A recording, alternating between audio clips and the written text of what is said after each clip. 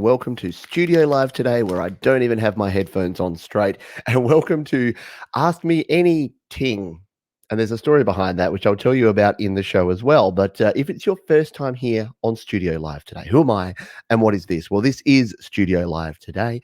And this is where my goal is to help you create, record, and release your best music. And despite this being an Ask Me Anything, I also want to ask you some questions. I want to find out a little bit more about you, the Studio Live today viewer, who are kind enough to watch my videos here, to engage with me on social media, and to want to learn about creating music.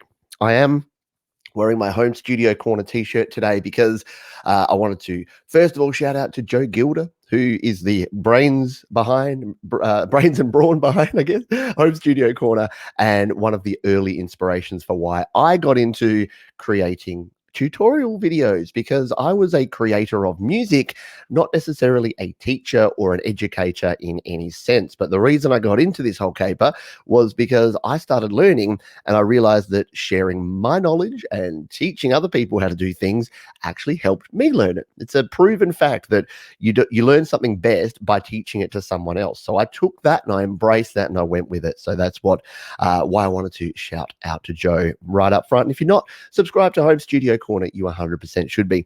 What's on the agenda today? Well, we are a bit freeform, but if you know me, if you've been on the channel before, you know I've always got a bit of a structure. So here's what we're going to do. I'm going to open it up for any questions that come throughout. So I'll be checking in with the folks that are here live. I've also got some reserved questions that have come in, and a little bit of background about me that I'll be talking about throughout. If it's not covered, if we have any gaps that I need to fill in.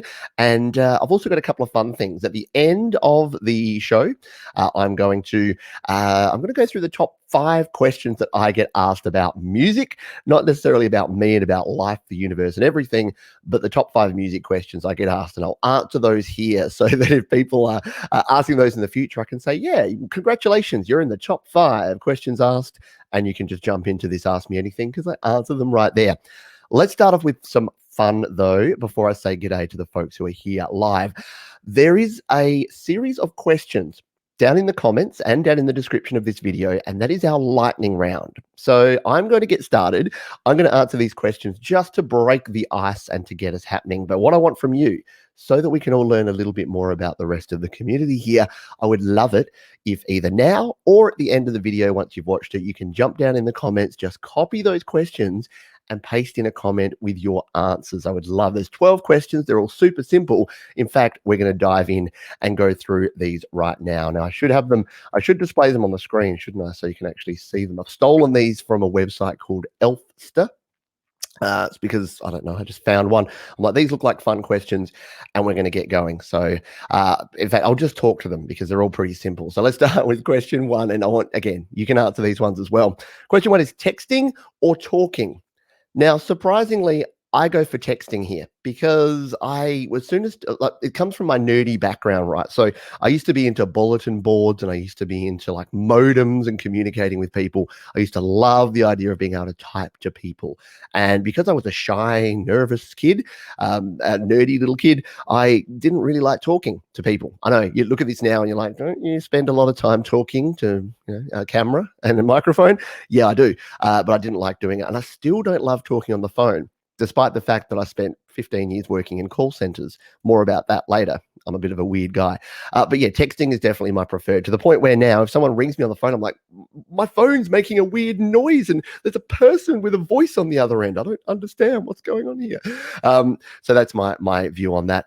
Favorite day of the week is question number 2. I like Friday, weirdly, because there's something about having the anticipation of the weekend that I think is really cool. I like the weekend. I like Saturday and Sunday, but Friday, probably back from the days where I was working jobs that perhaps I didn't love, Friday night was always the great, knock off from work, go to the pub for happy hour, and you knew you had the whole weekend ahead of you. So probably specifically Friday evening is my favorite time of the week, let alone day. But again, answer these questions yourself. It's a bit of fun. Favorite city besides the one I live in? This is a tough one. I love Las Vegas, so it would have to be Vegas, although I haven't been to Vegas in more than 10 years. Here in Australia, my favorite city, apart from the wonderful city of Adelaide, is Melbourne. What nickname did my parents call me? It was Peter Skeeter, generally. I think that's the main one that I can remember. I was always Pete. I know when I was Peter, it meant that I was in trouble, like most people when your parents use your full name. So yeah, Peter Skeeter, that was me. Last song I downloaded. Now this list obviously a bit out of date because who download? Actually, I do download songs, and it was actually a song by Satish Robertson called "The '80s Joint." So the only music I really buy and download these days is music that's actually made by the Studio Live Today community. So yeah, that's I don't really buy mainstream stuff. I buy stuff that you folks are creating. And thank you to the folks who are here. The folks who are here live are actually are answering as we go along here in the chat too. So that's very cool. I'll put some of those in here. Ricky Elvis likes talking. We've got texting for General Meme Star. Jade likes talking. We've got talking for Sandra George, texting for Chad Morgan, and then we've got some other folks talking about days of the week. Oh, and Jade Star likes Chiang Mai or Minneapolis, Minnesota, home of the great Purple Rain man himself, Prince. Let's continue on. Would you rather be able to speak every language in the world or be able to talk to animals? We're getting a little bit weird in the left of center here. I would rather speak every language in the world. I kind of know what animals are thinking. They're thinking, feed me, pat me, I need to wee. I think that's all the animals would ever say. So I don't think my dog's actually got anything significant to contribute. However, especially in the field that I'm in here, if I could read a comment and I could actually answer or understand that language without having to go to Google Translate and trust the monkeys behind the Google Translate engine, I think that would be super cool. So what about you? Would you prefer to talk to the animals or would you like to speak every language? Favorite holiday? That's a really tough one. It would probably be my around the world-ish kind of trip where I went to Europe and then to New York and then to Las Vegas. So it was my first time in Europe, and then I was lucky enough to go to New York for a couple of days, saw the Conan O'Brien show, which is one of my favorite shows of all time, saw that being taped live, and then went to Vegas and then went to LA as well. So yeah, that was probably my favorite trip to date, getting across to, and got to see London as well. So London, went to Lord's, big cricket fan, so got to see Lord's as well, the hallowed home of cricket over in London. That was very cool. How long does it take you to get ready? I don't take very long at all because you can imagine doing my hair is not taking a whole lot of time. My fashion sense is which studio or music related t-shirt am I wearing on that particular day, and then it's shorts or jeans. And then, occasionally I'll shave or put deodorant on if I feel like it. So how long does it take me to get ready? About 15 to 20 minutes maximum. Not into the whole fashion thing. Hopefully the personal hygiene's okay, but not into the whole fashion thing. Scale of 1 to 10, how good of a driver are you? Ooh, now, I am not a super great driver. I'm definitely not a bad driver. I'm a safe driver. I'm not a hoon. I don't like to go fast and I don't like to sort of drive expensive cars. So I would put myself squarely around a 7. Because I'm not because I don't do a lot of driving. I'm not particularly skilled, but I'm also a safe driver. So I would put myself as a 7. Do we have other answers? Yes, Metallian says he'll answer in the bottom in the comments. Some may get a little long, and that's cool. Like I want to learn. I want to hear all about it. That's very, very cool. Chris says languages as well. Sion says, yeah, speak every language. I reckon that would be cool. And yeah, I know domestic animals love us and animals used for food hate us. Yes, interesting, isn't it? Yeah, we might even talk about that a little later on. I've got some other questions coming in here, which I will answer in a moment. I'm just going to finish if you're just joining us, there's a list of questions down in the comments of this one and in the description, and I'd love for you to actually comment on this video with your answer. Just 12 questions, really quick ones, just a bit of fun here to break the ice today. Fill in the blank. Taylor Swift is, well, I've gone down a little bit of a journey with Tay-Tay over time. I really did not like her as a person or as a musician when she first sort of broke out. There was the whole thing with, I don't know, she just came across with a lack of humility to me. I don't know. I didn't know her. What I've kind of worked out is as things have progressed, I kind of like her attitude a bit. She had a song a couple of years ago that really sort of resonated with me because it was I can't remember the name of it, but it was you need to just relax. Yeah, you need to slow down. Why can't you just? I can't even remember. Don't step on my gown. You need to calm down. So basically, all about people on the internet that, yeah, get their knickers in a twist about things that don't really matter or that are abusive to other people. So, yeah, I think she's probably very talented. She's had the right people around her. That wasn't a thing. So Taylor Swift is, what's the one word that I could put there? Taylor Swift is complicated. Or is that Avril Lavigne? I don't know. At what age do you want to retire? I don't actually want to retire. So this is a weird one. I would like to continue to do this. And it depends on your definition of retire. I think I will slow down at some stage. But if I'm sitting here doing exactly what I'm doing, at least with this, with the music side of things, when I'm 60, when I'm 70, when I'm 80, I'll be pretty happy. So yeah, I don't think I'll retire from things. I think the definition thing there. But yeah, if I could retire from doing anything but talking about and creating music, then that would be cool. And I would do that, yeah, probably 50s, 60s, around that time. I don't know. It's an interesting one. The last one, and this is question number 12, invisibility or super strength? Now, I've got to be careful not to be creepy with this one. I always have liked the idea of invisibility. There was a movie called The Invisible Boy or something. I think Jerry Connell, the kid from Stand By Me, was in it. And that always fascinated me, having that invisibility, just to be able to, I think because I like people watching and I like sort of experiencing things, but I don't like being the center of attention. Again, I know you're going to put your hand up and say, Pete, you talk on YouTube all the time. You clearly do want to be the center of attention, but especially growing up, there were plenty of times, without getting all like teary and emotional, there were plenty of times where I'm like, I would love to be able to hide away from the world right now. Super strength doesn't really appeal to me. I've never really gone, oh, it wouldn't it be great if I could lift that boulder? I don't know what I'd do with it. I'd waste it because, yeah, I don't like going to the gym, so I wouldn't want to go and lift weights. I'm probably missing the point there with the super strength. Anyway, that was the not the happy hour. I'm losing the plot. That was yesterday. That was the lightning round here. 12 questions that I thought were a bit of fun, and I thought we could break the ice here with things. We're going to go backwards from the chat here. Jade says you can have super strength without physical power already. Yeah. I thought Taylor Swift is blank. It works pretty good. Taylor Swift is blank. There you go. Love it. Yes. Just juxtaposition. Is that the name? Juxtaposition. That looks cool. But yes, we've got some votes here for invisibility. Yeah. You've got some other things will come up here. Taylor Swift is a singer and recording artist. We've got Pablo catching up here. Loves texting. Gives me time to think about what I want to say. Yes, 100%. I like that for sure. Psychology test. Yeah, maybe you just, yeah. Was this one of your answers, Ricky? Tablecloth? Dear. And Jade says, I'm a 7, but I don't drive because people are 5. I don't want to die. Most people are a 5, indeed. Some people are a 1 or a 2 when they are driving around the place. But yeah, if you do want to have a bit of fun and just continue answering those, jump down and drop it in the comments. We'd love to hear from you. We've got some questions here. We've got David Rodriguez. Would you be interested in doing a Zoom for my GarageBand class? Now, you teach a GarageBand class, or you are doing something, your own GarageBand class? But short answer is, yeah, if there's something that I can do to help and I have the time, I will always try to. I am fairly heavily booked with some jobs and things that I'm doing at the moment. However, yeah, let me know. As I always say, email me, pete@studiolivetoday.com.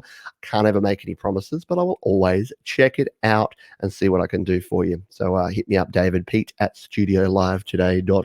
Do I have my little thing here? I can go boom. Yes, pete@studiolivetoday.com. If you've got questions I don't answer today, or you want to find out about anything that I do, any of the coaching services, if you just want to ask me what I do with music or with other things, yeah, if there's some time, then I will certainly do what I can to help you out. We've got I saw another question. This is I'm going to be jumping around a little bit here. So Chris Harness TV, have you used Luma Fusion on iPad for video editing? I almost exclusively use Luma Fusion on iPad and iPhone for video editing. So all of the recorded videos I do even ones I record using OBS, if it's like a tutorial video, I then send it to my iPhone and I edit in Luma Fusion. It's a really good application, really good way of editing. Means I can edit on the go, and I've always got my files with me wherever I go. So yes, I'm a big Luma Fusion fan. I need to do some more Luma Fusion videos, actually. I've been asked from folks recently about iMovie, and some folks want to take their editing to the next level on iOS. So we're going to, I should need to jump in and do more on Luma Fusion. Not a question, but here's some cash. Thank you. I appreciate it. Thank you for the super chat. And if anyone does want to contribute to the channel, you can use the super chat and the super stickers that are down below, but absolutely no pressure. But I do 100% appreciate anyone who donates to the channel. It definitely helps things out. This is from Defier, what marketing advice would you give to independent musicians out there? This is a good question. Now, I've focused my attention for the last 5 years pretty heavily on the creation. So, my mantra is create, record, release. So the releasing side is probably the marketing side that I've been showing, which is my basic advice is release your music as often as you can. Don't be afraid of this whole, if you get it out there and it's not perfect, you're going to ruin your reputation. Nobody actually really cares about that anymore. So to keep it quick, the marketing advice that I would give to musicians is to release your music, start releasing your music, build up your back catalog, improve over time, because no one's going to find a song. Like, eventually you'll hit a song that will hit the right people at the right time. They're not going to then go back and go, well, we would like your music, but because you created all this other music that wasn't what we wanted, then I'm not going to like that anymore. The other piece of advice I give for independent artists is to engage with a community. I can't stress how important that is. Two-way communication. It's gone are the days where you market your music by putting music out there and then it's all one way. You're just pushing your information. If you engage with people on Facebook, YouTube, Instagram, any of the platforms you can, then make it that social conversation with people that may want to listen to your music, and join a bunch of forums and groups and other things on Facebook or Reddit or anywhere, so that you can actually engage with other people and their music, because fellow musicians are going to give you some of the best tips and things that you can find out there. So hopefully that helps you, Defier, but thanks for being here. David says, I'm a music technology teacher and I use all my vids to help my class with the basics. Excellent. Well, yeah, definitely hit me up, shoot me an email, and I'll see what we can help out with. Jade doing a wonderful job moderating here. More info at studiolivetoday.com. Thank you. So yes, if you do want to learn more, jump over to studiolivetoday.com. Ing Antonio SA, how do you learn everything you know? Trial and error. Don't be afraid to push buttons, to try and break things, to just do things. The best piece of advice I have here is to just try things. I think too many of us, and if I could go back, I did a show with Mike from Creative Source yesterday, and if I could go back and give advice to my 20-year-old self, it would be to push out of your comfort zone and just try new and different things more often. You won't know until you try it, and you might just find something that works for you. I never thought I would create tutorial videos for what is essentially a living. So this is one of my jobs, is creating videos on YouTube. And the fact that I did it was really just that I thought, hey, no one's really focusing in on mobile creation, so mobile music creation. I couldn't find tutorials to help me learn. So I thought, while I learn, I'll make tutorials about it. So I think that documenting the process really helps. So I legitimately go back and search my own videos and then learn how to do something that I may have forgotten about. So I benefit from my own videos as a user and as a learner as much as an educator. So that's the advice I give to you, is to learn everything you need to know. If you can instruct it, if you can learn it, if you can create with it, then it's going to help you out for sure. Aaron Reed over on Facebook, hello to you. How do we adjust latency via ASIO drivers? Do we just experiment till we get it right? Yeah, so if you're not familiar with ASIO drivers, if you're on a PC in particular, I think Mac's the same. But yeah, you need to set things like the buffer size, and that's going to create, so there's basically two things. If you reduce the buffer size down, your latency goes down, which means that the time delay between when you play something and you hear it back, or you sing and you hear it back, it's always going to be a few milliseconds of latency there. If you reduce the buffer size, it means it can't record as much. It can't record as much sound coming in, and it could impact your sound quality, but you'll get low latency. If you up the buffer size, your latency is going to go out a little bit, which means your timing may be impacted. So short answer, Aaron, is it is trial and error. You do need to find that sweet spot balance. Now, something like GarageBand on iPhone or iPad, you can't really adjust the latency. So you're really just stuck. There's no buffer size. It's all automatic. So you plug it in and it just is what it is. But I've found that as long as you're using some decent quality gear, that the latency is not too bad on your keyboards and your guitars and your vocals. So thank you for being here. We've got Andre Royal says, is an iPad rap studio worth setting up and buying? iPads are great for rap. So if you're rapping to beats, using an iPad and using either a USB microphone or setting yourself up with an audio interface and a mic, it can be a great low-cost way, portable way to actually start recording. And especially if vocals are what you're focusing on, having an iPad studio means if you've got like a walk-in closet, if you want to sort of deaden the sound, you can move it there. You can go into a bedroom.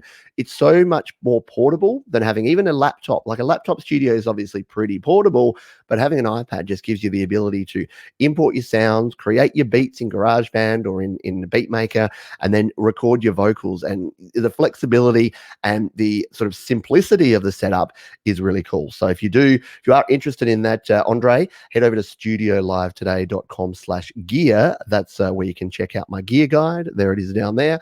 And that will point you towards the gear that I recommend. But yeah, definitely for rappers, I think it's a golden age because you've got access to high quality stuff and you can create all of the things that you need to.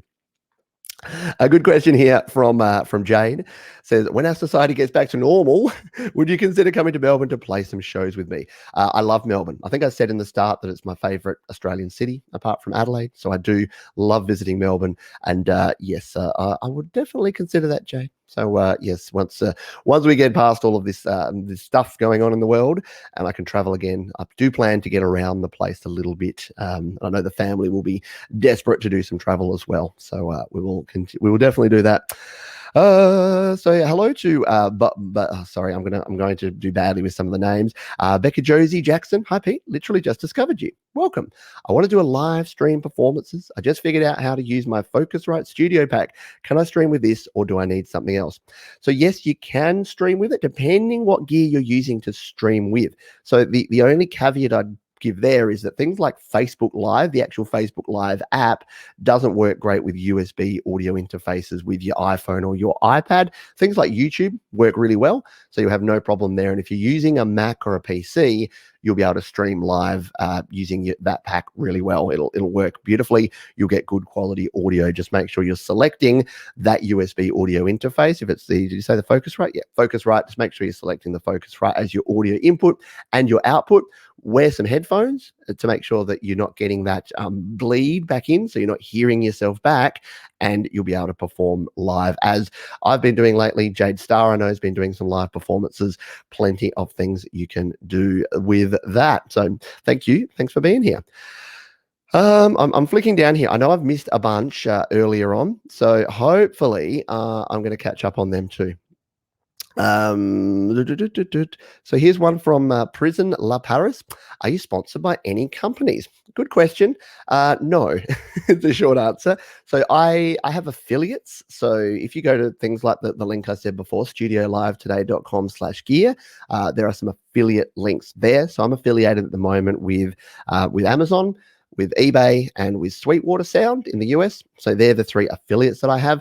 The other thing I have in terms of sponsorship is some of the developers of different apps. Because I use a lot of mobile apps, developers will approach me and say, hey, I've got this app. Would you like to test it out? Now, I'll always disclose that because I think that's the right thing to do. And I think it's in the YouTube terms of service that you need to say, yes, if it's a paid promotion, even if they're paying you with an app, then it is still a paid promotion. So yes, that's part of what I do. But in terms of having any sponsorships with any gear manufacturers to tell you to use that gear, no, I basically use what I like, and then I tell you, I test it out, and I tell you what I like. If Steinberg came to me tomorrow and said, Pete, here, we're going to give you a bunch of new gear, well, because I already use them and I love them, I would probably do that. And then I would disclose that and say, Steinberg are sponsoring this video, thanks to them. But at the moment, no, I'm independent, and I'll probably stay that way, at least in the short term, because it does make things better in my view for me now to be able to, for you to be able to trust that, hey, everything Pete says is based on his own experience and what he uses. Here we have Taco Boy. Hello to you. Could I send you my song for a mixed review? It is hang on, what is it? It is a way to show how important your content is to my journey. Well, thank you. And what have you done what you have done indirectly? Hope you are doing well. Well, thank you. And yeah, so if you do have a song that you want to send me or you want me to check out, I've usually got a few minutes that I can listen and give you a few dot points. If you do want more sort of in-depth analysis and help and coaching, I do offer coaching separately, so you can email me if you would like details of that. But yeah, if you, I will always try. The problem is just around how much comes through, and I don't want to overcommit. I don't want to overpromise and underdeliver if I don't have the time to do that. We've got some more questions. I like this one. I like having a bit of fun. Why do we drive on parkways and park on driveways? It's a good question, and I don't know the answer to that one. Hopefully someone can help us out there. Let's see. Pete, this may be a little weird for this channel, but should I create my own desktop or get an external? Surprise me. So your own desktop or get an external. In terms of what you want to use, whether you want to use, I'm assuming you're asking about using a desktop computer or a laptop or using an iPhone or an iPad, whatever's going to work for your workflow. I've said it recently that I don't think there's one way to do anything. I like using iPads and iPhones for my creation, but yeah, it's absolutely fine. But yeah, create your own desktop or getting started. Again, it's not weird for this channel unless I'm misinterpreting your question entirely, which is altogether possible. If you had a question really early on, by the way, ask it again, put question in front of it and ask it again. I may miss it. I'm going to try and backtrack and get back, but I'm getting a heap of questions, which is wonderful. And hopefully you're getting some value out of this and it's helping out. If you are just joining us at the end of this, make sure you do you answer the questions, because I want this to be interactive. There's some quick fire lightning round questions. There's 12 of them down in the description and the comments. I'd love for you to copy those and answer them with your answers. I'd love to learn more about you as well. Question here from Pablo Enoch. I use the Bias amp modeling software on my Mac, and I'd like to record my guitar to use on my iOS GarageBand project. What would be the best way to record over my GarageBand tracks? Thanks. So using the Bias FX on the Mac, and you like to record your guitar to use in the iOS project. So the problem is that we can export GarageBand iOS projects to Mac. We can't export GarageBand Mac projects to iOS. So what you would need to do if you're recording tracks on your Mac is to actually render those down. So export those as a WAV file. So either if you've got multiple tracks, you can export them all as one stereo wave, or individually solo them and export them as WAV files, and then import those into your iOS project. Unfortunately, there's no other better way to import from GarageBand Mac to GarageBand iOS. I wish there was. We'll continue. Still got my gear thing up there. I need to find that and remove that while I have a little drink. By the way, if I don't get to your question here, please leave it in the comments of this video. I will definitely circle back and answer as many as I possibly can. And the beauty part is the Studio Live Today community will also help me out with that, because you're all awesome people and help answer questions. Question here from Defier. Do you recommend a pop filter or windsock? Because I find the windsock sounds crisper but still has pops. You're probably hearing some of my slightly poppier P's here because I'm actually using exactly that. I'll just remove that. I used to use the pop filter in front, the metallic one, which did a much better, not much better, slightly better job. I'm now using more of the windsock design here. It's getting rid of most of the P's, but you're right. It sounds crisper, it looks better, and it's easier to manage if I'm swinging this microphone in and out, not having a big pop filter in front. So I think if I was recording a vocal, I would put a pop filter up. so that it would actually keep all the P's out. I think for live streaming, for podcasts, for this sort of thing, I think having the windsock is totally fine in my view. But thank you again for the question. And Sion says, I believe that Bias FX is also on iOS. Yeah, great idea, great point. You can just record your guitar straight to your iPhone or iPad. A question here from Zatoble. If I copy using Musicore or Notion, for example, a score in a sample from a book that I found on Amazon, should I feel guilty for using it for rehearsals without buying the book? Wow, that's we're getting into ethics here now and ethical questions. I'm never going to recommend that you use something that you haven't paid for, if that's the right way to put it. However, have I done that before? Have I taken a photo of a piece in a book and then brought it home to practice it, to learn it?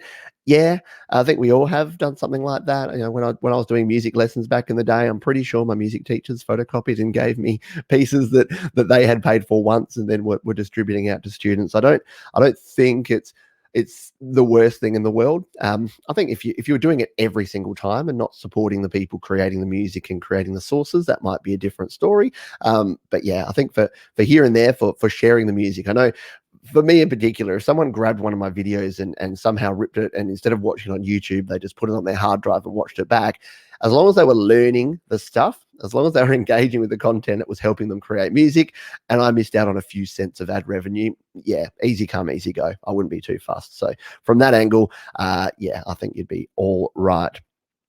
Hello to Melo Perez. Thank you for being here. I don't have studio monitors, but I really want to get my first song released. Is there any way to mix solely with headphones and get a great mix that translate in a car, etc.? What an excellent question. It is one that I get reasonably commonly, which is, can you mix just using headphones? My default stock answer to this is yes, you can do anything if you put your mind to it. But the key thing is to know your headphones. So I've been using the Sennheiser HD280 Pros for about 4 or 5 years. I know them inside and out. I know that if a sound sounds like it does on these, I can almost know exactly how it's going to sound on monitor speakers, car stereo, home theater, Bluetooth speaker, whatever it happens to be. So there's that. And then the other thing about mixing on headphones is you can then check your mix. So you don't have to go, well, I don't have monitor speakers, I can't hear it on speakers. You can actually take your mix, especially if you're doing it on mobiles. That's why I love things like GarageBand, like why I love mobile recording is you can literally plug your iPad or your iPhone into your home stereo, into your car, into your Bluetooth speaker, and you can listen back. And even if you've got a laptop or a desktop, you can export that final WAV file and then you can play it back either from your phone or from a USB stick or whatever. So yes, I think you can. In fact, I wouldn't race in. A lot of people race into getting monitor speakers thinking it's going to just do amazing things to your music. It definitely is a benefit to be able to mix on monitors, but I would make sure that you can actually get a high quality recording. I would actually spend your time and your money on microphones, audio interfaces, and practicing just recording a lot of stuff before you spend too much time thinking about monitors. But that's my view anyway. We'll continue on here and we'll find a thing. Question here from KS Sylvan. Hi, sir. I'm from India and have a general MIDI 2, which has no USB option, only has MIDI in and out. How can I record my song using external mic on my iPad? How should I connect this now? So there's a couple of things here. If you've got a keyboard that's got general MIDI, so the old 5-pin DIN connectors, you can buy yourself a cable. Do I have it handy? I think I do. Here you go. You can buy yourself one of these, which is I use this one, the Airroll. There's a newer one from Roland, and what this does is it has MIDI ports on one end, these little 5-pin DIN connectors, and then it has a USB connection at the other end. You plug your keyboard, use the USB, that goes into your Mac or your PC, and you're golden. You can use any older MIDI device with USB on your Mac, PC, iPhone, or iPad. The other thing around a microphone, though, is that you'll need to get either a USB microphone or an audio interface with an XLR or a microphone input. in order to record your mic, because the MIDI is different to actual audio recording. So keep that in mind. If you want your keyboard sounds, you can record using one of those MIDI adapters. If you want vocals, you'll need an audio interface with a mic input. I think I've nearly caught up, so I might be able to start scrolling back up and seeing the ones that I've missed. A thing here from Becca Josie Jackson: talking or texting? I prefer talking for some important conversations so I can get all the non-verbal cues you miss in a text. Yes. And how much are we realizing that at the moment? In my day job, which I'll talk about a bit later if we have some time, at the moment, everyone's working from home. Now, I work from home. I work remotely a lot of the time in this stuff as well as in my day job. So I'm kind of used to that. And the thing is, when you're communicating via text, you need to be very, very careful. For instance, the title of this is Ask Me Anything. If you look at the thumbnail, it says Ask Me Anything. My wife comes in about half an hour before the show and says, did you deliberately make that giant mistake on your thumbnail? I'm like, uh-oh. And in fact, I actually kind of stressed out. And she's like, it's okay. And I'm like, oh yeah, it is okay. And you know what? I'm going to leave it, because the perfectionistic Pete of the past, it's a lot of P's, would have just freaked out about that. And I'm like, you know what? It's going to be fine. I can change it afterwards, and I'm going to leave it there for now because it's a bit of a conversation piece and a bit of something interesting there. Question here from Rage5606. Question: hardware like the Roland MC707 Groovebox make any sense for an untrained wannabe beat maker with no training? A dumb idea. GarageBand seems limited and all the pros use better gear. Yes or no? It's interesting, isn't it? Yes. I talked about this on the GarageBand Weekly show this morning, earlier today. There is definitely a bit of a leaning towards using like the more of that sort of gear. So if someone's making beats, they might look down their nose at GarageBand and say, oh, I can't really do anything with that. The thing is, though, what GarageBand gives you that hardware doesn't is the flexibility to add in new instruments. You can bring in different plugins to do different things. You can bring in different apps to have completely different sounds. So on GarageBand, you can use all of the different loops you have, all of the Alchemy synth presets and settings, and all the customization options. I actually think you get more flexibility, but a simpler approach. So yeah, it's worth starting out. Plus, anything you learn using software instruments and using GarageBand is going to translate over to more high-end gear anyway. So there's really no downside to it. In terms of wanting to set yourself up and be pro, I've said it before, but I don't think anyone's listening to music going, I bet this was made on the Roland MC707 Groovebox, but if I find out it was made in GarageBand, I'm not going to be happy. No, they just want a cool song that actually sounds good. So that would be my take on that. But an interesting question, and one that I thank you for watching. For asking. Sorry, I'm reading the next one as I go. So Gino, hello Gino, Therese. Late as usual, good show. Do you use the strings a lot in your songs? I find them incredible along with iSymphonic. Yeah, I haven't been using a lot of strings lately, but I want to get back into it. I do like the string sounds in GarageBand, and you're right, iSymphonic, if you are using your iPhone or iPad to create, iSymphonic is a cool app. And yes, Ricky Elvis, I do owe you, I owe everyone a review. I've had the app for like a year. It's one that I actually paid for, so I didn't even get it from the developer, but I haven't actually reviewed it. I need to review it. I need to get onto that. I will get into that. But yeah, thank you for being here. And yes, I do need to use more strings. If you are looking for more GarageBand help, you can head over to the GarageBand FAQ, as Jade has pointed out here, which is studiolivetoday.com/GarageBand. And you can get all of your GarageBand questions answered right there. Let's continue on here. If you've got a question, if you can ask it once, I will try to get to it. We've got someone asking the same question again and again. I will answer it now, so hopefully you don't need to ask it again. Is DistroKid better for an independent artist? DistroKid is my favorite distribution platform right now. I also like Amuse, but Amuse doesn't have the level of features, not quite as quick, and not quite as professional. for want of a better word, as DistroKid. DistroKid, $20 a year. You can release unlimited music, unlimited songs, EPs, and albums, and they go out to all of your different platforms. The one thing I'll say right now is even DistroKid, as well as some of the other distributors, are taking a little bit longer to get your stuff released right now than what they have in the past. So just, keep that in mind that, you might need to just be waiting a little bit longer. Usually it's about 2 to 5 days. At the moment, it's more like sort of 7 to 14 days to get your music released. But I definitely recommend that. Here we go. Yes. Favorite day of the week. One of the lightning round questions was favorite day of the week. It does kind of feel like every day is the same day at the moment, doesn't it? I get you. Question here from Paris Imani Works Zealous. Hello to you. How do I get my vocals to sound as clear as professional quality? A good question. Vocals can be one of the toughest things to get sounding good. Your vocal performance comes down to a few things. The quality of your microphone is one. The quality of your audio interface is another. So how quiet the preamp is on your audio interface, and your background and your surroundings. So how quiet is the environment that you're recording in? And then, of course, there is the clarity of your actual vocal performance. And I guess you could add in there any EQ or compression that you use. So there's a lot of moving parts when it comes to vocals. And the human voice is one of the most complex instruments. It is an instrument. It's got the same characteristics as an instrument that you can actually use. So what are some tips to get vocals sound as clear and professional? First of all, make sure that you've got a microphone, that you're not right up on the microphone. A lot of folks get too close to the microphone, that you haven't got the gain turned up. So however you set your gain, whether it's on your interface or your mic, make sure that's leveled down a little bit. The tendency is to turn it up, and turning it up will introduce a lot more background noise. Just make sure that it's at the right level. You're getting a good signal, but not too much. You're not going to clip, and you're not going to get too much background noise.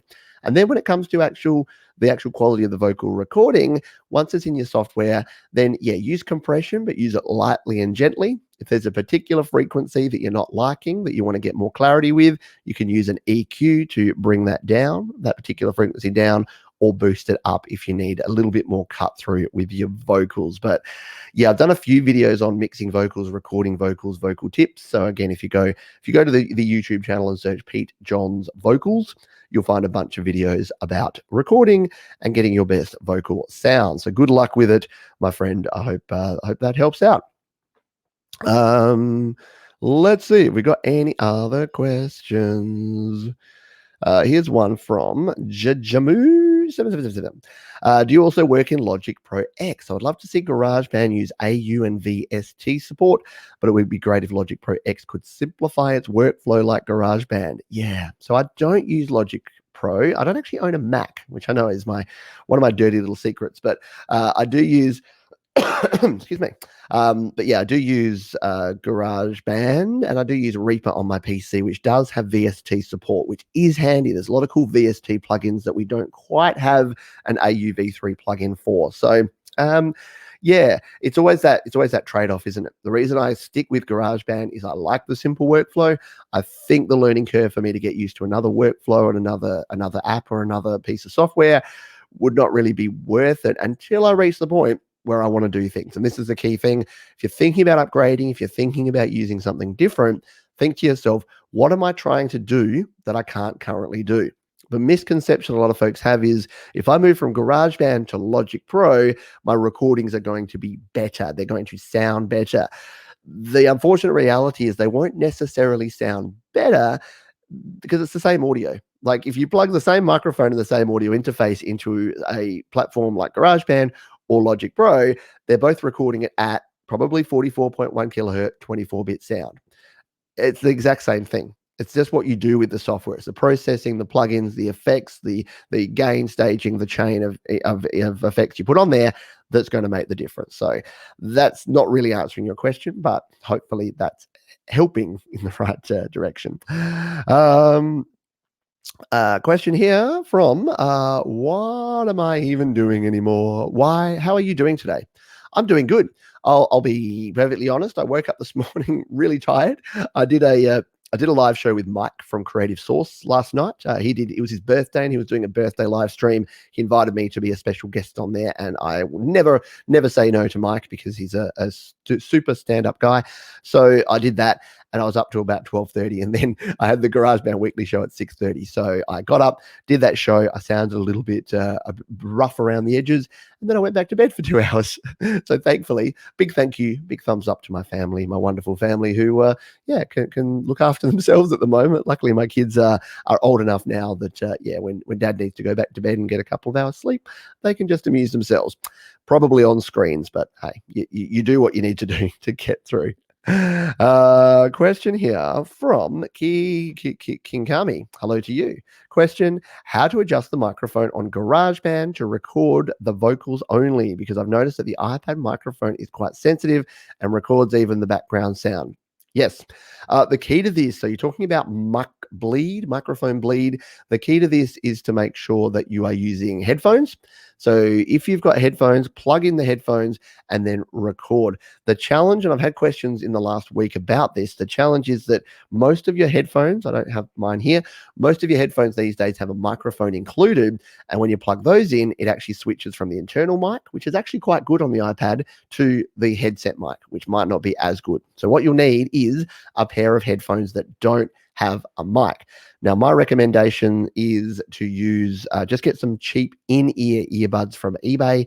Skull Candy makes some for about $10 that are pretty good that I've used in the past, or JBL or whoever, just some Sonys or some Philips or something. So get yourself some just cheap earbuds. Earbuds are great because they are isolating, so you won't hear a lot of the noise bleeding out of your own ears. And then when you're singing along to whatever your instrumental is, you'll hear the instrumental. The mic will pick up just your voice, but it should not pick up very much of the sound coming out. So that's the tip around making sure that you're not getting that mic bleed into your vocals. Hopefully that helped. I think I scrolled down a little bit and it scrolled down a lot bit. So I'm going to go back up and see if I can find where I was up to. There we were. That's where we're up to. Let's see.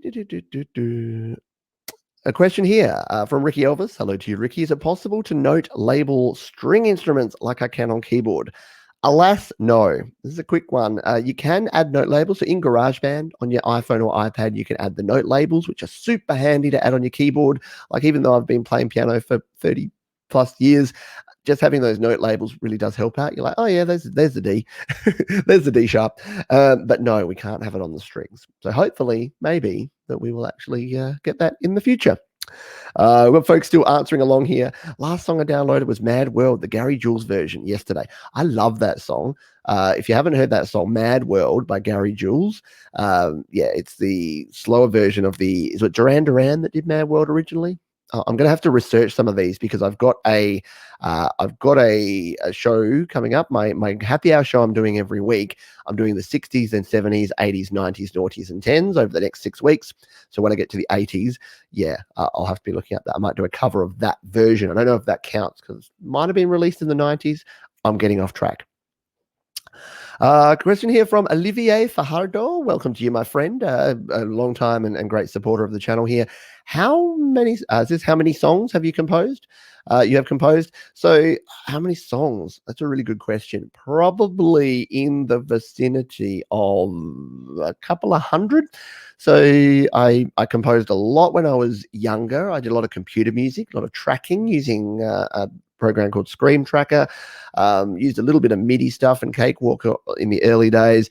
Then had a band, like a grunge rock band. We probably wrote 30-ish songs during that course of about 4 or 5 years.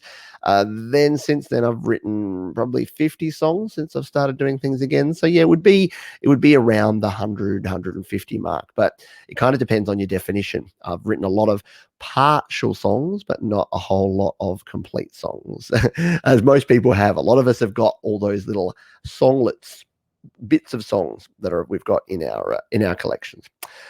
We've got a question here. What is the alternative for EDL Lite? Yeah, so I've got a video where I show you how to download in iOS 12 on your iPhone or iPad. The beautiful part is in iOS 13, we've actually got the download manager. So in Safari, you can download anything from any website.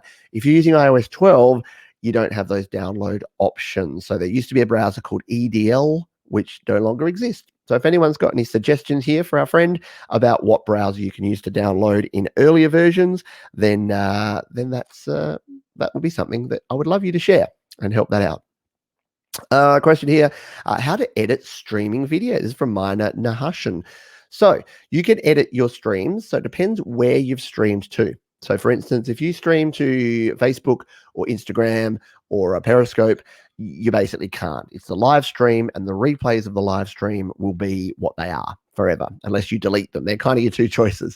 You leave it and you live with it, or you delete it. How to edit live streaming video on YouTube. You can actually go into the YouTube Creator Studio, and you can go in there and actually edit your video. So you've got options to be able to do that. You can trim it, either the start or the finish, and you can even split in the middle and then cut out whole sections. So there's some good options there. I do have a video. If you search Pete Johns Edit YouTube, it should pop up on YouTube. Just put my name and Edit YouTube, and you'll be able to get that video. And yes, I looks like I did interpret your question right there, Olivier. So yes, blessings from Costa Rica. Pura vida, my friend. I love that saying. It says so much, and everyone needs to be living the Pura vida life right now, I think, because yeah, a lot of stress and tension going on around the place, and I know all justified. But hopefully you're spending the evening, the afternoon, the morning here with me, just talking music, having a yarn, having a bit of fun, and enjoying it. If you are enjoying it, hit the like button. That just tells me that you want me to do more of these. This is my first general Ask Me Anything kind of question, kind of stream, but I will certainly do more of these. We have about 10 minutes left, but I'll definitely do some more of these if there is enough interest, which there definitely seems to be with lots of great questions coming out here. Question here from The Magic Show. I'm using GarageBand on my iMac, and my sound card is an M-Track 2X2. I cannot hear tracks on GarageBand after I've recorded. The preferences are fine. What is wrong? That's a good question. If the preferences are set that your audio output is coming through the M-Track and your input's the M-Track, and you've got something plugged in, so some headphones or some speakers plugged into the M-Track, it should be all good. Might be one for the GarageBand users Facebook group. If you're not already a member of that group, head over there. Jade will probably throw the link in the chat here for us if she's still around. But yeah, head over to just go to Facebook, search GarageBand users. You'll be able to ask that, and maybe you'll get some help from some of the Mac gurus over there to help you troubleshoot. Question here: what kind of bear is best? Koala bear, because they're Australian and they're not bears. The drop bear here in Australia. That's my favorite bear. What kind of beer is best? Cooper's. Yes. Is that a Les Paul behind you? It is a Les Paul copy. I mean, it's an Epiphone Les Paul. Let's just see if I can move out of the way. It's there's my collection of guitars. There's my Taylor, that's Mark Taylor over on the left. We've then got Jose, who is my Martinez Ovation guitar, and that is my Epiphone Les Paul. So it's not the genuine Gibson, it is the Epiphone, but it plays beautifully. I've had that since I was about 17, and yeah, it's my first real guitar. I started learning guitar just borrowing my brother's guitar, and then that was the first guitar I bought for myself. Oh, I've forgotten where I was now, around about here. So yes, but yeah, I've also got another couple of guitars that are like my bass guitar is like one I bought for $100 from Cash Converters. So I'm definitely far from a guitar snob. I like playing guitars. I don't necessarily care what sort of guitars they are. I like a bit of variety in what I play. Let's come down here. Is he answering question live? He sure is. So if you've got some live questions, then please throw them in the chat. We've got about 7 minutes to go. We might be going a bit over time here. If I can't answer them all, that's okay. Question here from Ethan Baby. Do you make all your songs and go Arjman? Do you make all your songs? I do make all my songs. Yeah, so I record and mix and master and release most of my songs. I'm not quite understanding the question. Oh, GarageBand. Should have read the next thing.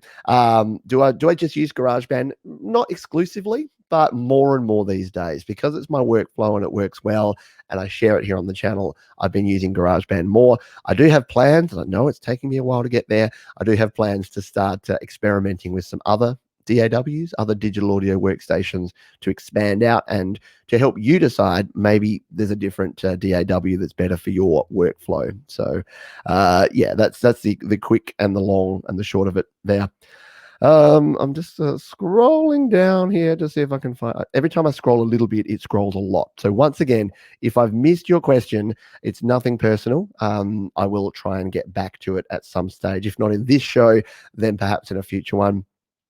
Question here. Sorry, another question. What are your thoughts on the Rode VideoMic for live streaming? I don't play any instruments, so I'll be playing a backing track and backing vocals through monitors.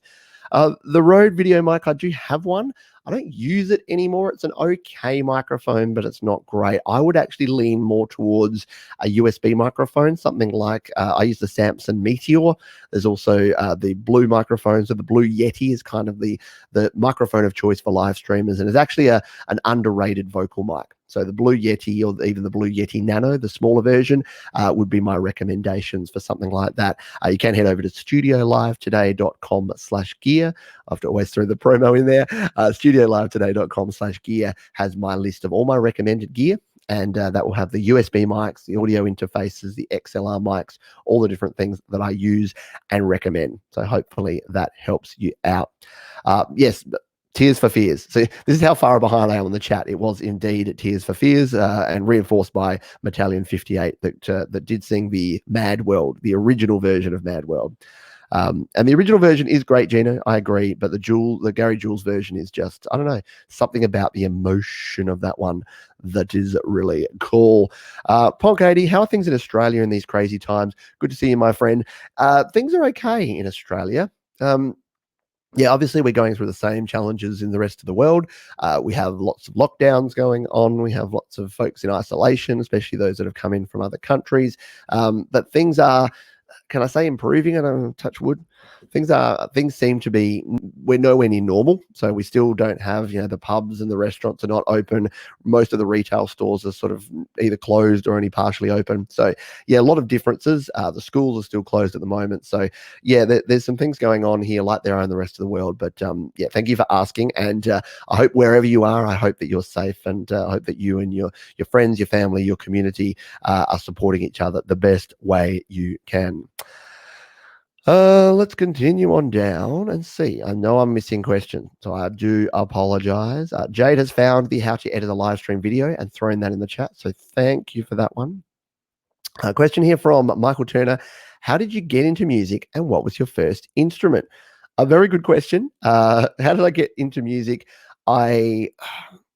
I've always just loved music. It was probably my parents playing a lot of sort of 60s and 70s rock early on. There was something called the 6 o'clock rock on a Saturday night where you would they'd play a bunch of old 60s and 70s rock tunes. And so you're listening to, and even the 50s, so some Buddy Holly, like the Beach Boys, the Beatles, all of that sort of melodic harmonic stuff. So I really enjoyed all of that. Then sort of got into playing music, did piano lessons. My first instrument was the piano. I also learnt the viola early on.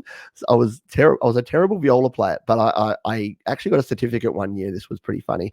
I got a certificate for the best viola player in my primary school, because I was the only viola player in my primary school. So I picked an instrument that was rare enough that I could be the best, but you could argue that I was also the worst. So yes, that was what got me into music, and what was my first instrument as well.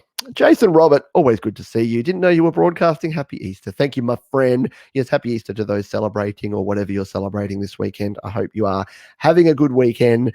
As it is Monday here already. So it's Easter Monday, which is a public holiday, which is nice, casual, relaxing thing. I'm finishing off in a few minutes, and then I'm hitting the garden, planting some seeds, hanging out with the family, relaxing and enjoying the fourth day of our 4-day weekend. So that will be coming up soon. We'll see if we've got a couple more questions I can quickly get through here. Question regarding Luma Fusion, exporting a video of iPad screen recording at 1080p with 12 megabits per second. Once up at YouTube, it's only set to 720. Is there an export setting I'm missing? Once up at YouTube. So what it may be, Chris, and maybe shoot me an email if you want some more detailed info. It may be when you upload first to YouTube, it depends how long it's been since it's uploaded. So when you first upload, it uploads and the standard definition version is available. And then as it goes on, the 720p, then the 1080p, and then 4K, if you've uploaded in 4K, will all become available over time. So it may just be that you've uploaded to YouTube as 1080p, an MP4 from Luma Fusion, and then it's only processed it to 720p. If you wait another probably hour or 2 hours, it depends how long it takes, it processes, because YouTube has different levels of quality available, so that if someone's streaming on a mobile and they don't have enough bandwidth, it can still play back the video. So hopefully that helps you out. General has the Epiphone Les Paul too. Yes, very, very cool. Very, very cool. Very, very cool.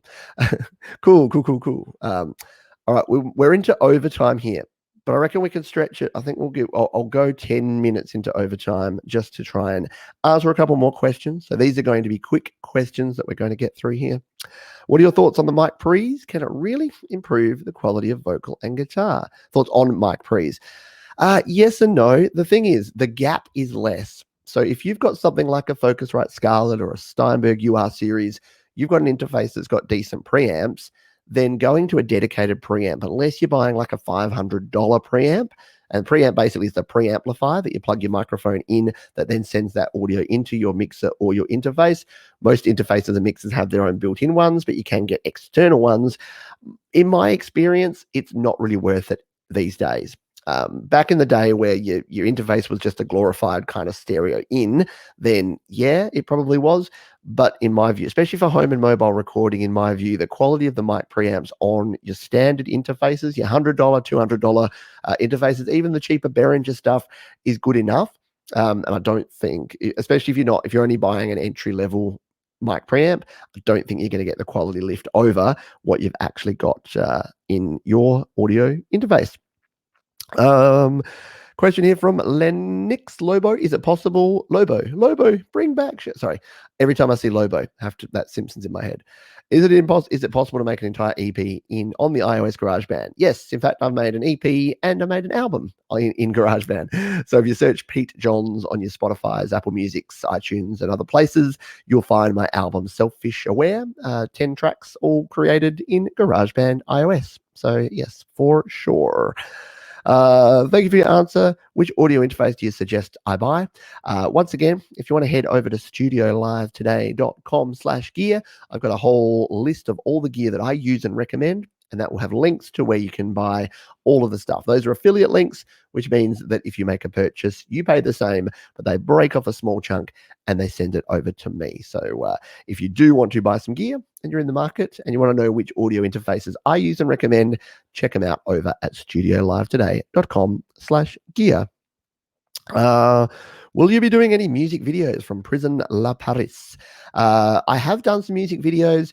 I do plan to do some more music videos in the future. I've had a request a bunch of times from people to actually do some tutorials on creating music videos. So the best way to actually create your own music videos. So I'm doing some experimenting, and hopefully we can actually continue with that. This is an interesting question. I like this from Ricky Overs. Is your wheelie chair on carpet or hard floor? And which direction are you facing at your desk? So I'm on carpet. My wheelie chair is on carpet. This is a new chair that I got recently. I used to just use a kitchen chair. This is one that my wife thankfully purchased and put together. She's way handier than I am when it comes to especially furniture assembly. She does all the hard yakka with that stuff. I'm tech support, but I'm not very good at the construction side. So yes, and what direction am I facing? That's a really good question. I actually don't know. I'm actually terrible with direction. My north, south, east, west, I could point like that, and that could be north, south, east, or west. I couldn't actually tell you. So I might have to take that one on notice and work out which direction I actually face. Not sure. But interesting question. What part of Oz do you live in? I live in Adelaide, South Australia. So I'm down here in sunny Adelaide. It's a wonderful place to visit if you're ever in the country, or for those in Australia. Adelaide are kind of looked down upon because Melbourne and Sydney are like the big exciting cities, and even up to Brisbane and the Gold Coast, and up to North Queensland, the Barrier Reef. That's all of what Australia's famous for. Adelaide, we're kind of like the little quiet sort of not forgotten place down here in the south, but excellent, great beer, great wine, great scenery, lots of parklands, lots of good things. So yeah, can't come to Adelaide when you can, when you can get back. All right. I think, yeah, I've got a couple more. Metallion, how do you finish songs when you've got 100 more trying to get out of your head? It's rough. My big tip with this, I joined a group called the Song Spark group. We saw Jason Robert. He's one of the founders and one of the admins of that group. It's a Facebook group, and what they do is they give you a spark every month, and you've got 1 month to finish your song. And that's kind of been a game changer for me because instead of letting myself have those 100 songs floating and never finishing any of them, it puts that positive pressure on you to actually get your songs done. So to me, that's been the big game changer for me is joining a group, having that joint accountability of having other people in a group that you're helping and they're helping you and you're doing things along that motivation, but then knowing that when it hits the 30th of April, I need to have a song ready to release. And that actually helps me out because I'm sitting here on the 13th of April going, I haven't really started yet, so I better get my butt into gear. So that would be my tip on that one. Question here, how do I feel about Steve Lacy? Do you believe it's possible to make it mainstream just using GarageBand? Yeah, I'll come back to what I've said before about GarageBand. I don't think an end user is caring what you're using. So if I'm recording, say I record guitars, vocals, drums, bass, backing vocals, and I record all of those into GarageBand, or I do the exact same recording into Pro Tools and using my iPhone versus using a $20,000 Pro Tools rig. Yeah, there might be some things in Pro Tools I can do with some tuning of vocals, with some better compression or EQ or whatever. But there's not a whole lot of difference in the actual quality of the song. I'm not going to write a better song because I'm using better gear, and I'm not necessarily going to record a better song using, again, yes, there is differences in quality, but it's more about what you're recording into and the song you're recording, if that makes sense. So yes, I think what you'll find, like you can mark this now, you can go 13th of April, 2020. Pete said this. I think what you'll find is that there will be more breakout stars, more people that are going viral, more people sharing music.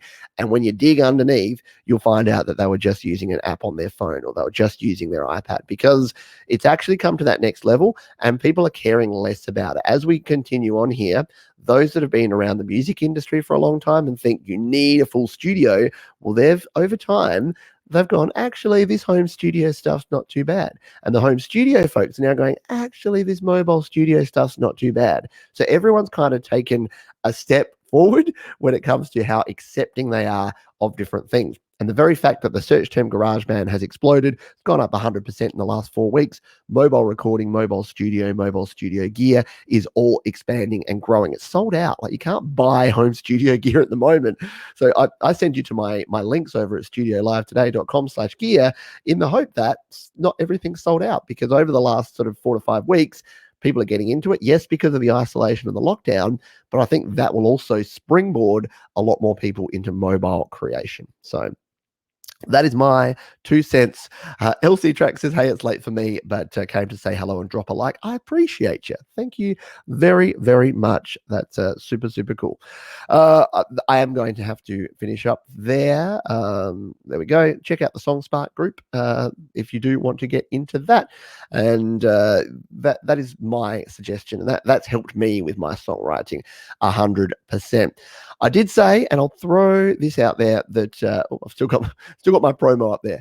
I'll throw this out there just to end. I did say at the start that I would tell you the top 5 questions that I get asked. So I'm going to run through these really quick. I may not even have time to answer them in detail, but over the last nearly 5 years that I've been doing this, these are the questions I get asked more than anything. Number one, and we've actually talked about a lot of these. What is the best mic, interface, headphones? So I get a lot of gear related questions. You know, I've got $100. What do I buy? I've got $200. What do I buy?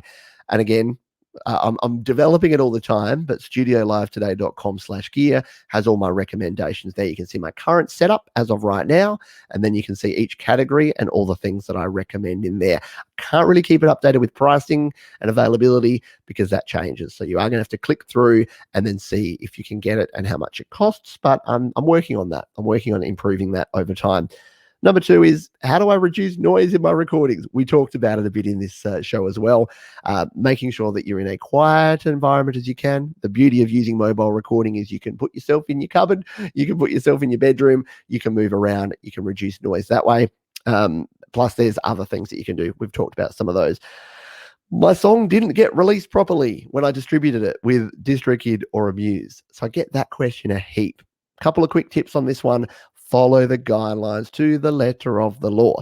If it actually says use this capitalization, make sure your album artwork does this, make sure that your WAV file is this bit rate, do all of those things. Follow them closely. If you're not sure how to do it, check out Pete's videos. Search Pete Johns Release Music. There's a heap of videos there where I go through my process. You can follow along and I talk through all of the different things to keep in mind about that. So if you've got questions about releasing, you can do that. Number 4, why won't my mic or interface connect with my iPhone or iPad? So I get this question a lot because a lot of folks these days are trying to connect up to their iPhone or iPad. They're struggling for whatever reason. The key reasons are, there's a few things. Number 1, maybe not using a genuine Apple Lightning to USB adapter. I've spoken about this a heap of times, but the third party, the aftermarket versions, don't do a great job. They're not the best for actually connecting. They're not super reliable. Sometimes they don't work at all. Number 2 is around power. So if you've got an audio interface or a USB mic that is using more power than your iPhone or iPad can supply, if you've got the Lightning to USB 3 adapter, plug the Lightning port in, or you can use a powered USB hub is the other recommendation I have. And once again, heaps of videos on the channel to help you with that. All the gear you need over at the Gear Guide. And the last one I get, and we've talked about this as well, is vocals. We talked about vocal clarity. We had a question, I've forgotten the user's name, sorry, but we had a question about vocals and vocal clarity to get your vocals to fit in the mix. And that is a really hard thing to do. So again, my tips around that are get it right at the source. Get the best quality vocal recording you can going in. That's about 80% of the game, to be perfectly honest.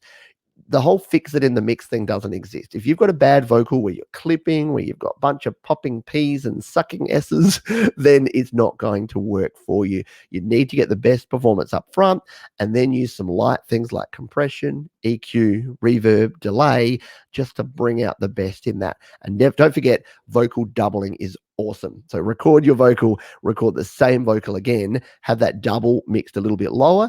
It can hide some of the imperfections in your notes and your pitching, and it can make your vocals sound thick and full and super cool. That nearly rhymed, and you know that rhymed.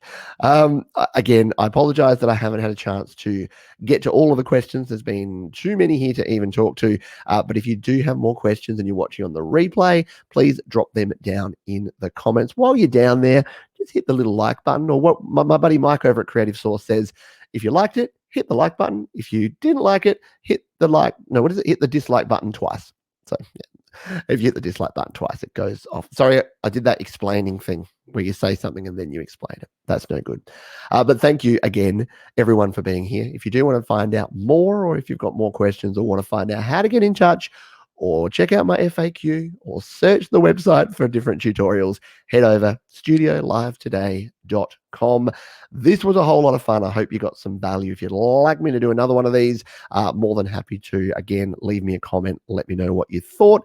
But yeah, I really like this open plan sort of Q&A style. Even though I do the home studio Q&A show, this was a bit of fun just having some of those left field kind of questions. Don't forget to answer the questions, the lightning round questions. I want to hear from you. I want to hear about you and your experiences. So drop those in the comments as well. We are way over time, so I'm going to say farewell. Hope you enjoy the rest of your weekend, and I'll see you soon. Cheers.